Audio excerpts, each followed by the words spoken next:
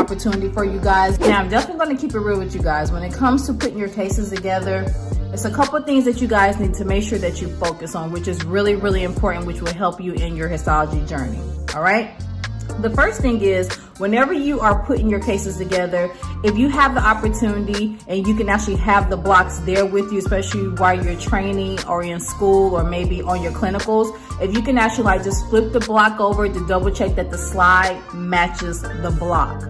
That is really important. So those are two identifiers right there. Make sure that the slide matches the block. Some labs, once again, are manual and some labs still handwrite things.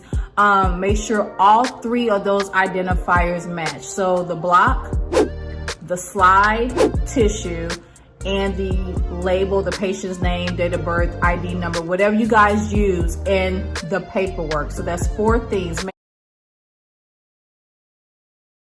And that's definitely one of my key factors in passing the test, because the way that the biopsy comes into the lab, when it starts, basically at fixation, when it goes to processing, then it goes to the embedding station, and then when it goes to microtomy, and when it goes to H&E, and then when it goes out the door. So just think of that flow in the lab. That's definitely how the flow will be on your clinicals.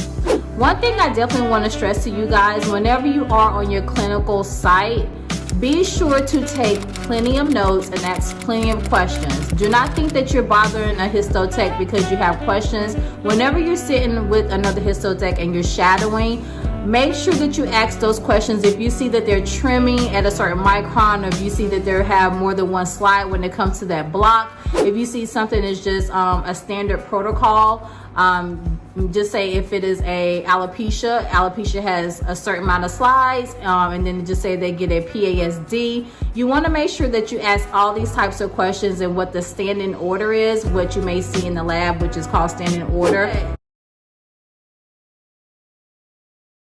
Thinking I don't have enough time in a day, and you truly don't have enough time in a day to do maybe all the assignments that you're scheduled to do. So just try to use time management wisely whenever you are assigned to multiple things, because from my experience, it's always been more blocks than histotechs. I don't know why, and these are the reason why I make these types of videos, so you guys can be aware of the profession of histology. And I don't see, once again, a lot of people talking about histology as far as like, making sure that the profession is more known about. And that's probably why it's a lot harder to get more histotechs, because there's more blocks than histotechs some days. And whenever we have those slow days at labs, like, learn to appreciate that. But at the end of the day, you still have to keep yourself busy.